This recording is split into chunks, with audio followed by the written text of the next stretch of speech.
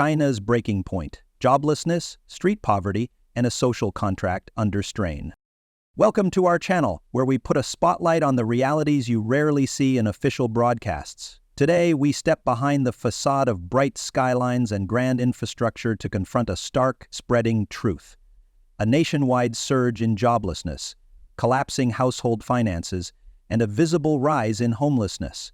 From city cores to their edges, what looked like unstoppable momentum is now revealing deep fractures, and the costs are showing up in family kitchens, on factory floors, and under highway overpasses. For years, the nation's image was stitched together with high-speed rails, record-setting construction, and GDP banners that implied permanence. But the same playbook that once lifted living standards, cheap capital, land finance, relentless building, and an army of young workers has reached its limit. The cracks were always there, an economy tied too tightly to property, an urban cost of living outrunning wages, capital leaving and foreign partners retreating, and an education-to-employment pipeline that no longer matches the work on offer. Now, the fissures are no longer hairline, they are structural. The mirage of endless ascent.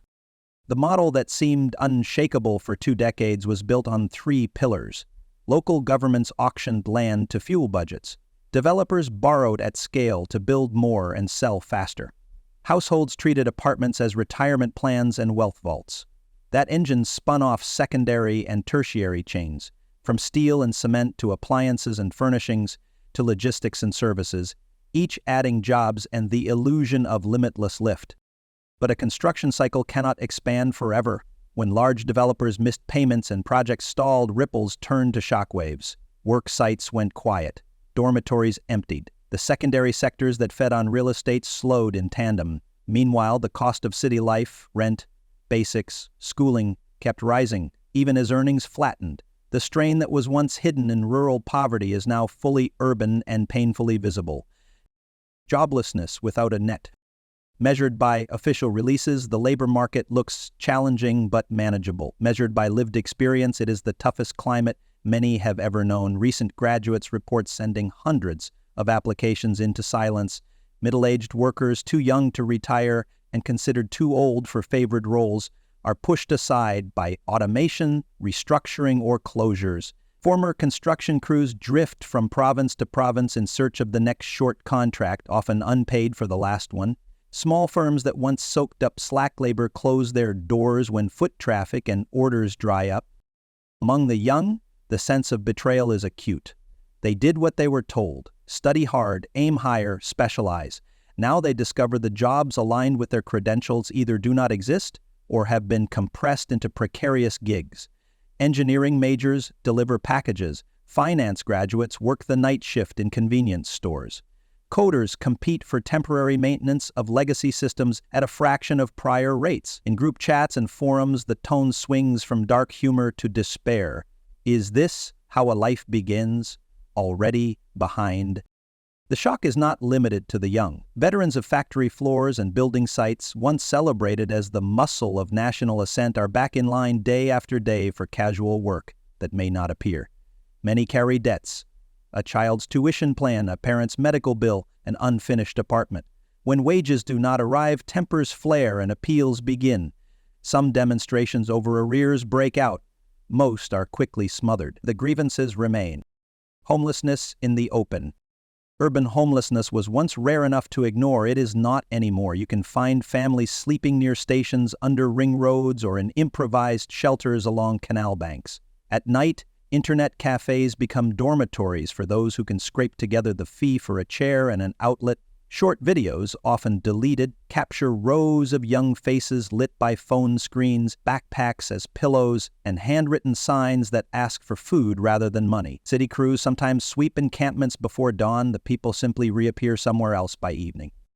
Older residents, too, are back at work long past any reasonable retirement. Cardboard collection at midnight, sidewalk vending at daybreak, custodial jobs that never end. This is how some stretch modest pensions that are no match for rent and medicine. These are the same generations that endured scarcity half a century ago.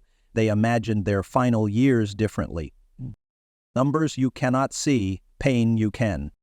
One reason the crisis feels shapeless is that public data cannot fully account for it. Definitions shift. Certain categories vanish for methodology updates. Discouraged workers who stop looking are not counted as unemployed. Unemployed gig workers rarely fit into neat boxes. Independent estimates, leaked spreadsheets, and on-the-ground surveys suggest a far higher share of people without stable work than the headline rates imply. When you add those between jobs, those working far below their skills or hours, and those who have left the labor force in frustration, the total easily climbs into the hundreds of millions. That magnitude is not just an economic statistic, it is a social stress test. Consumption falters when households live on edge. Shops close, restaurants thin out, family plans pause. People stop buying homes, then stop renting larger ones, and eventually start moving in with relatives or out of the city entirely. Developers face waves of defaults, banks tighten, credit dries up for those who need it most, a loop forms and tightens. The property machine that broke itself? If you want to understand the present, start with the property model. For local governments, land sales functioned like an intravenous drip for budgets. For banks, mortgages and developer loans filled balance sheets. For households, homeownership, often multiple units, became both status and savings. When big builders missed payments and projects froze, confidence cracked.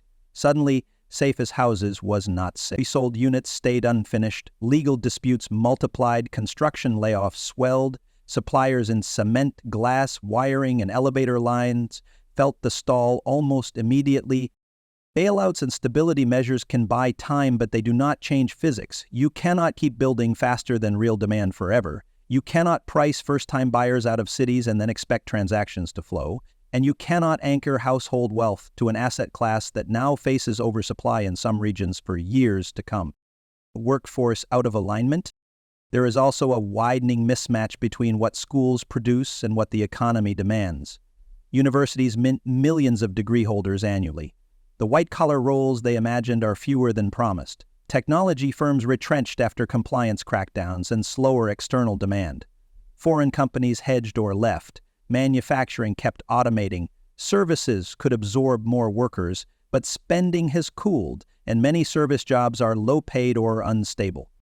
Meanwhile, older workers displaced by factory automation or construction slowdowns have few retraining pathways.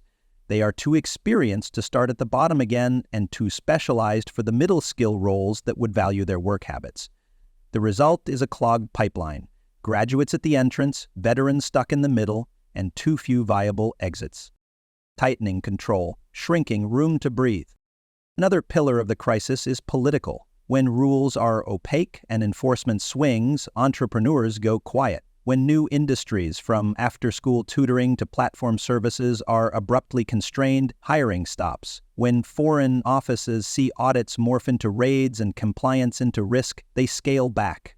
A colder climate for private initiative means fewer experiments, fewer startups, and fewer ladders for workers to climb. On top of that, public expression around joblessness, arrears, or protests is heavily moderated. The result is policy paralysis at the top and rising frustration at the bottom. The human ledger. Statistics tell one story, the street tells another. A graduate sleeping in a gaming chair because rent is a luxury. A father waiting at dawn for day labor that never materializes. A grandmother counting pills because the refill must wait. A mother doing arithmetic at the kitchen table. One child leaves tutoring, the other shares textbooks. The mortgage holiday stretches pain across more months. These are not isolated vignettes. They are the scaffolding of daily life for millions. Marriages strain under money fights over what to cut, who to ask for help, which bill can slide. Divorces rise. Children switch schools or drop activities. Some leave cities altogether with one parent to lower costs. The middle class, which stabilized expectations for a decade, feels its footing slip. Apartments worth less than mortgages, savings drained, job titles downgraded. That hollowing out carries political consequences. The social contract, except limits on expression in exchange for rising living standards, relies on the second half being true. A loop that feeds on itself. Put the pieces together, and the feedback loop becomes clear. The property slowdown destroys jobs up the chain in construction, materials, and home goods, and down the chain in retail and restaurants. Labor mismatches prevent the young from getting started and the experienced from re-entering. higher uncertainty spooks capital. Households spend less, local governments, deprived of land sale revenue, trim services and stall payments. Small firms lose orders and cut staff. Homelessness becomes the visible edge of a deeper affordability crisis. Each turn of the loop tightens the next. What would it take to bend the curve? Announcing programs is not enough. Execution and scale matter. 3 immediate relief levers have decades of evidence behind them. First, send cash directly to households under stress, make eligibility clear, pay quickly, and claw back only clear fraud. Otherwise, the help arrives too late. Second, design deferrals that do not worsen tomorrow. Utilities, transit passes, and school fees should pause in a way that does not balloon into impossible future balances. Third, stabilize housing first. Provide short-term rent support and rapid temporary shelter that moves people from sidewalks to safe rooms now, not in half a year. Then match training to actual demand with stipends that cover basic living and tie courses to hiring commitments. Convert underused spaces into reskilling hubs. Fund practical certifications, not paper that never turns into work. Expand credit guarantees for small manufacturers and service firms to invest in equipment and testing. Offer a single window for export diversification, covering standards, logistics, and language. None of this makes flashy headlines. All of it builds real futures. Finally, adopt legibility and accountability as policy. Publish unemployment and wage trends alongside processing times for aid and rejection reasons. Map where claims stall. For flood releases, wage arrears, shelter capacity, and similar decisions, record who decided what and when. Transparent clocks and names convert anger into improvement. The question no one can duck. How long can a visible reality be managed with rhetoric and deletion?